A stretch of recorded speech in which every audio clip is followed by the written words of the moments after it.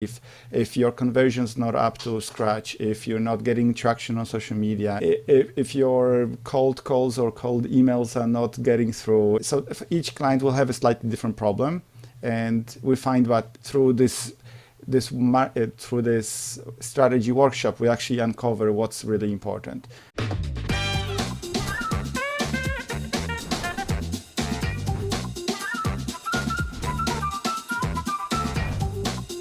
So joining me on the call today, I've got Arek from Fifth Castle Media. Welcome to the call, Arek. Hello. Hi, everyone. Tell me a bit about Fifth Castle and what you do. Fifth Castle Media is a strategic video production agency. We're based in Melbourne, in the hills, but we work almost anywhere. Okay. Now, the thing that we do differently is that it all is very strategic. So we begin with a strategy session, strategy workshop, where we develop basically everything that we need to film and photograph and animate for the next months, and then we build a structure around deliverables in production that is meant to minimize headaches and optimize the return on investment for our clients.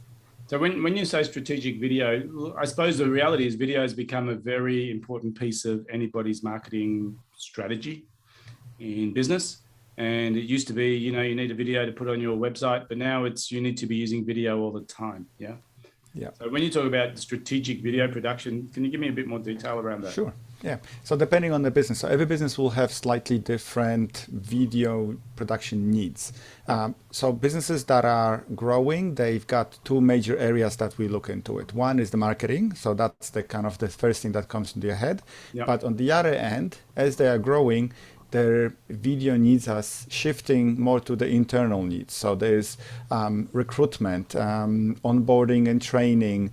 It's communicating culture between offices, or CEOs, vision and addresses, and documenting certain procedures, or going out when a new office is being opened, promoting star employees from all over the place. So that's kind of for the more advanced businesses, but obviously they would have to have marketing covered.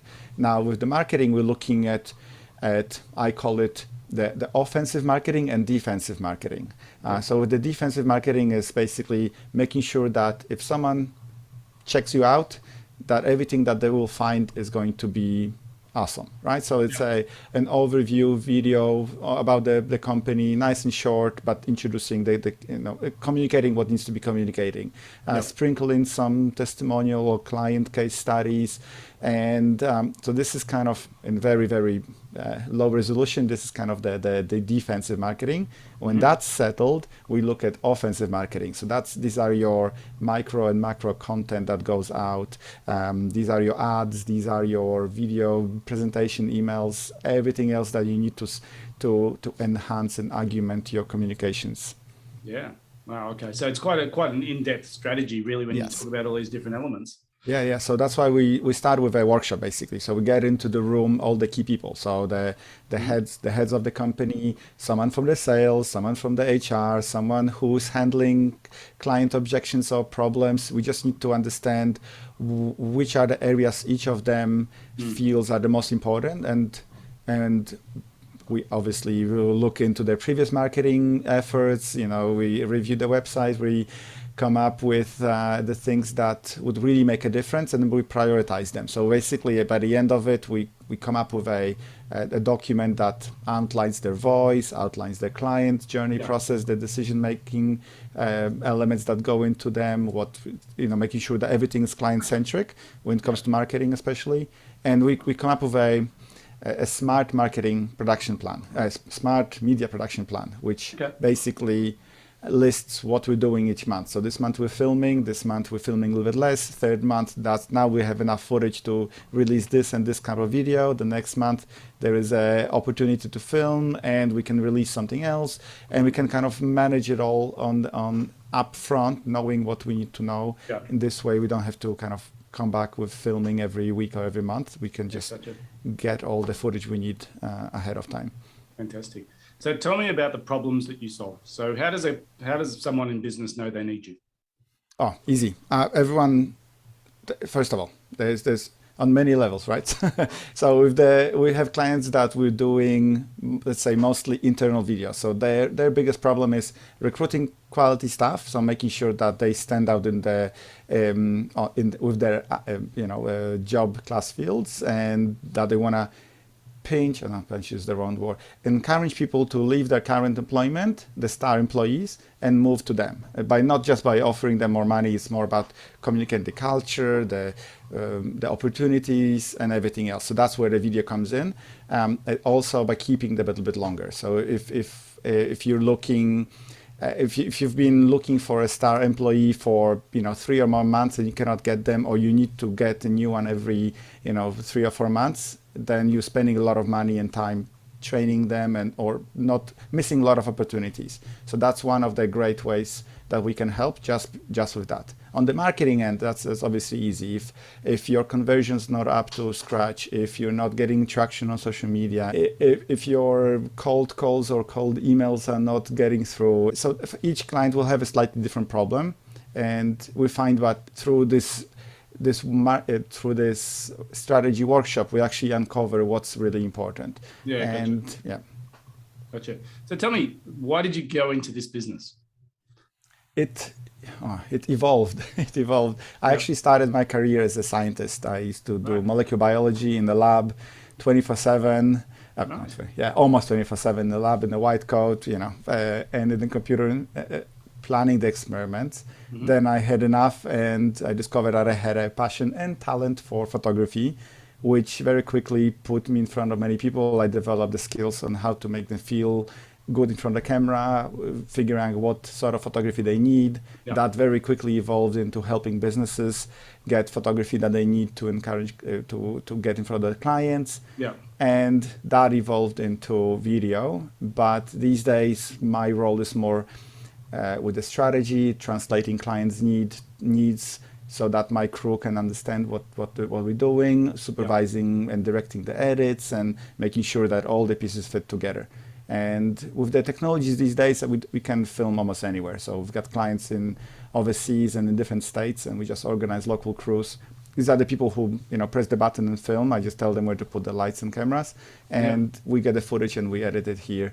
So there's a lot of things that are interconnected. But I actually recently thought about it and figured out how the strategy and the workshop, how that ties in with my experience in science.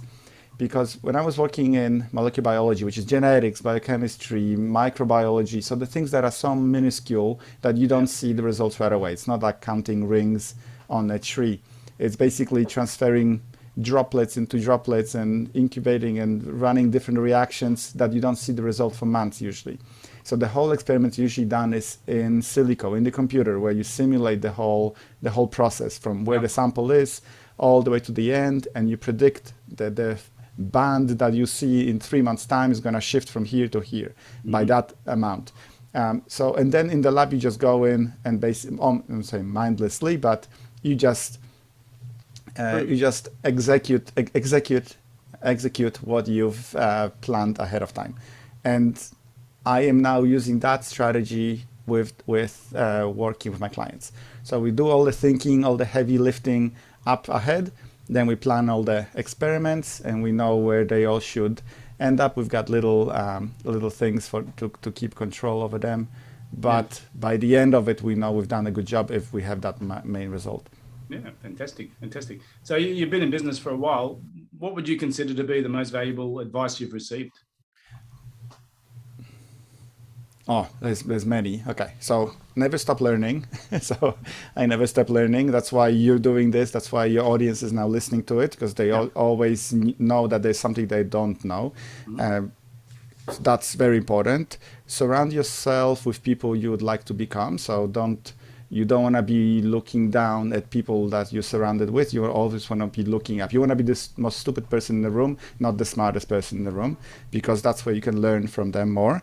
Yeah. Another thing is business is hard. There's ups and downs. Everyone's got a problem, so no one's thinking about you all the time. So being professional, what's this nice word for it? Professional persistence. When it comes to follow-ups, for example, is welcome on both ends. You're busy, they're busy. It's and you have to kind of take that am I bothering you again kind of mentality out of it. Yeah. And using all the new tools effectively, and that would include video, right? So I use video emails all the time. I've got a setup here, as you can see. Yep. I just press record, send a beautiful email video that is easier to communicate what I need to rather than text. Yep. And yeah, so that's probably some of them. Yeah, fantastic. And is there any sort of author of a book or a podcast that inspires you in business? Because obviously you're a learner. What have you listened to or watched recently or read recently? Yeah, so recently I read, I've got a whole, you don't want to see my list. There's been nearly 80 books since the pandemic started. But the one that I always recommend, and it's relevant to everyone, is called Alchemy. It's by the director of Ogilvy Marketing Company in England. But he talks about how to solve problems not just by the simplest way. It's thinking about outside of the box and figure out if there's a better way. And the example he gives is about that always kind of brings it to mind for everyone. It's about the elevators. Have you heard about the people complaining that the elevators are too slow and they wait too long for the elevator? And they were complaining to the building manager about it. And the building manager was getting quotes how to fix it. And this engineering company said, £2 million, and we can increase the speed of the elevators by 7%. And this will, and there was this other guy who said we can fix it for 20 grand. And he couldn't believe it. And turned out what he did, he just installed mirrors inside the elevator and outside. So people, instead of complaining that the lift is too long, because that wasn't the complaint, where they always complain the lift takes too long. They just check themselves out. They fix the makeup. They fix the tie, and by the time they knew, the lift was there. And in the lift, they were just using peripheral vision to check out the hot neighbor next door, who's in the lift with them. And instead of so it was never about the speed of the elevator. It was what people were not having anything to do while they were waiting. And it always comes to mind. And every time I have a problem, I try to figure out what's the actual problem. Right.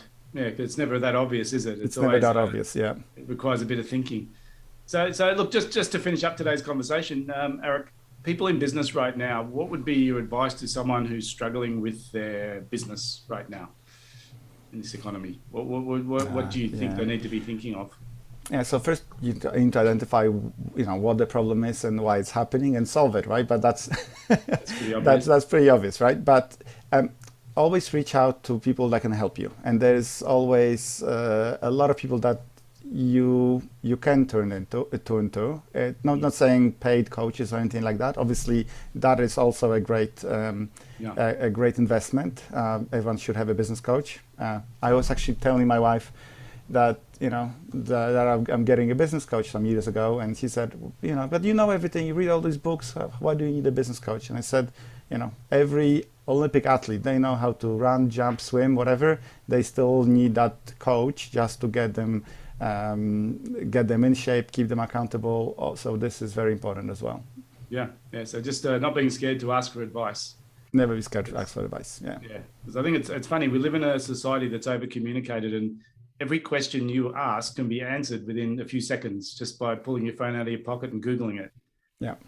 But don't ask the question on the fora, because you'll get 20 different answers and you'll be in a worse state then. Just ask people you trust, people who you look up to. Yeah. So have your trusted advisors that you go to for some help. Yeah, fantastic. Yeah. Arek, really appreciate your time today. Thanks so much for sharing. And my pleasure. Thanks again for your time. Lovely. Thank you.